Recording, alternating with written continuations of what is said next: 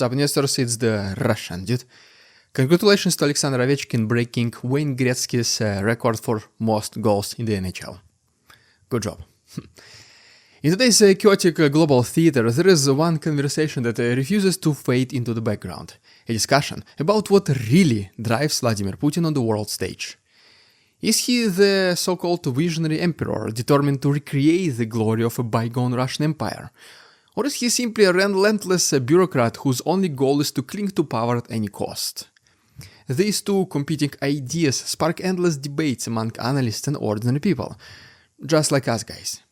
Some see him as a man possessed by impossible fantasies, aching to carve out a new sphere of influence and challenge the might of the United States and China. Others argue that he is nothing more than a power-obsessed official who cares little about lofty ideals, deals, and alliances. Instead, he uses every tool in the book to secure his personal grip on authority, be it political reforms, unions and betrayals, or militaristic aggression, or combination of all of them. So today, let's try to peel back the layers of this mystery, dig deep into his background, his persona creation, and his current maneuvers to reveal a picture that is as unsettling as it is revealing. And hopefully, by the end of this video, the answer to what is even Putin trying to achieve will become more clear.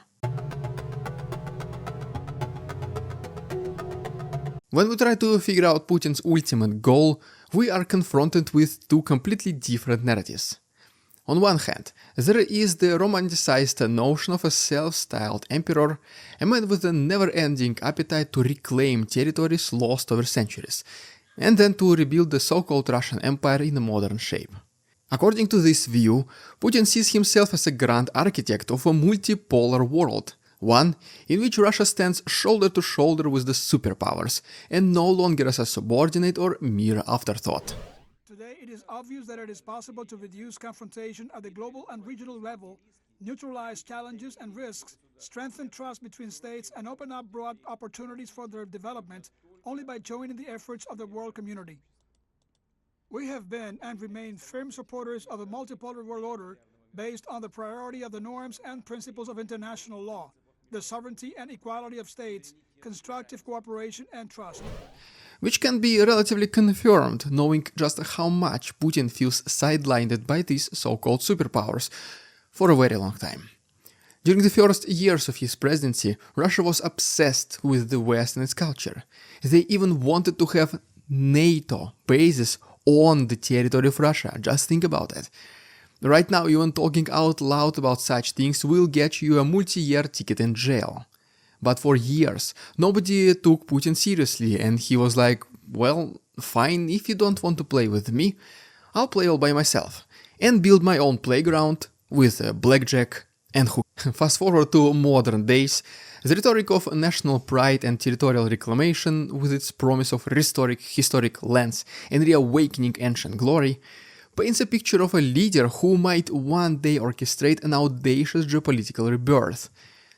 At least that's the image that Putin has inside his head. On the other hand, there is a far grimmer and more pragmatic perspective. This theory argues that Putin's every move is dictated solely by the need to stay in power.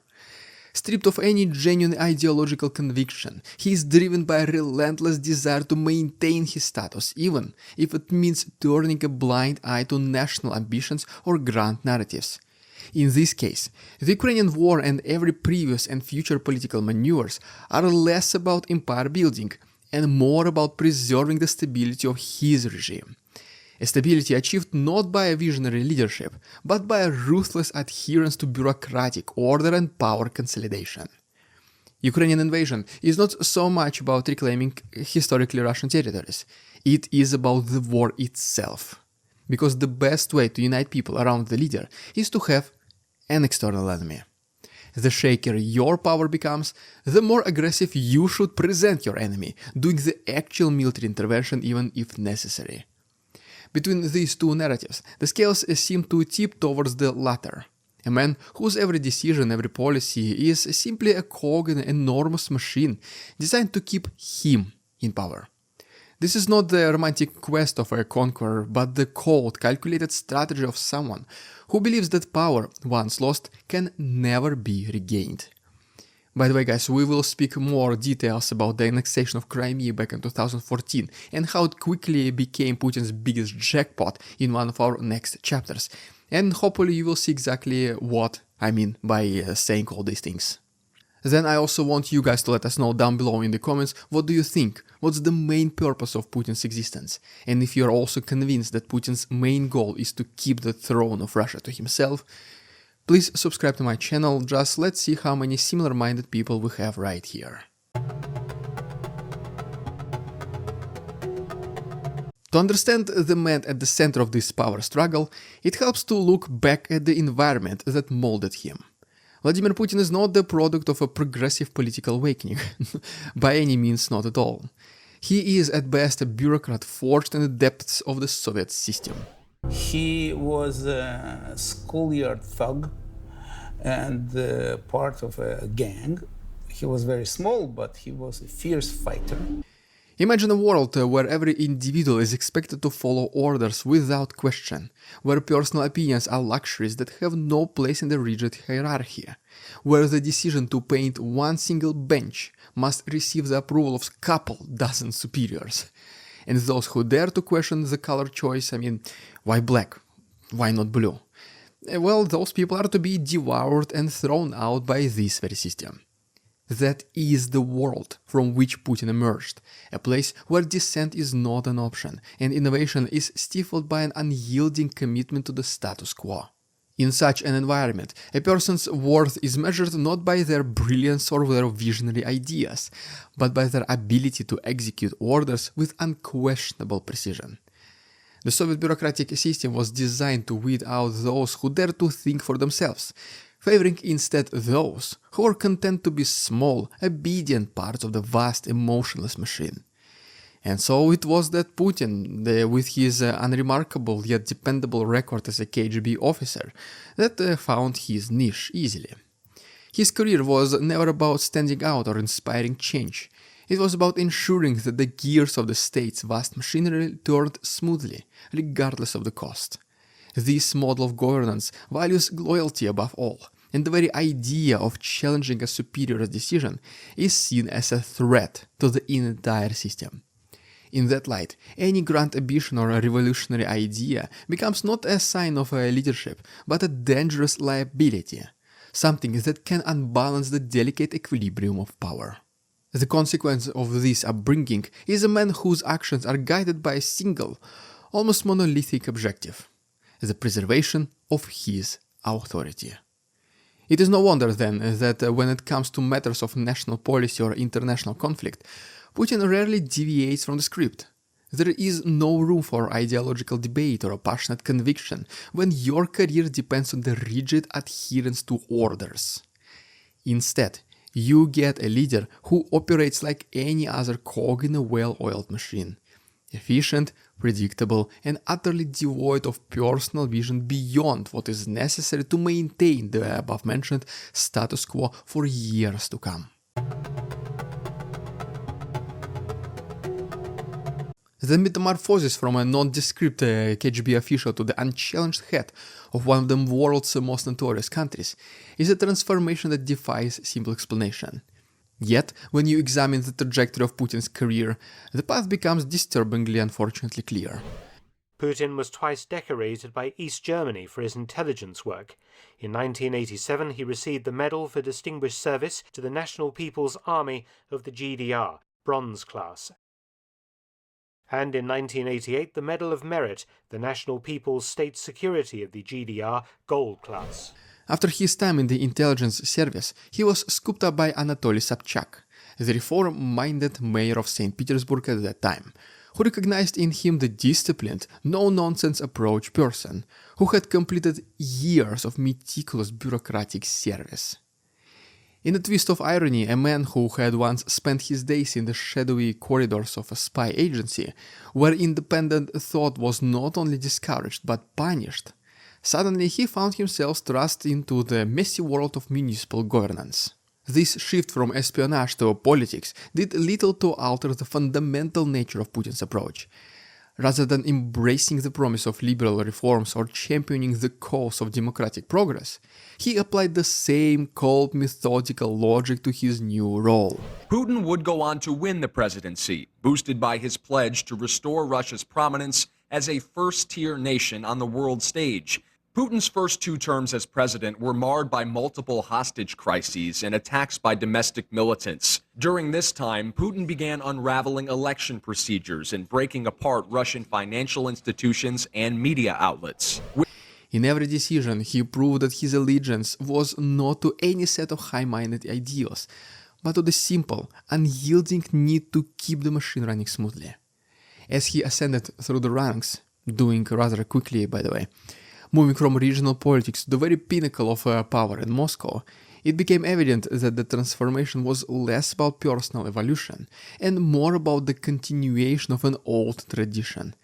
A system where loyalty, obedience, and a ruthless commitment to order is above anything else.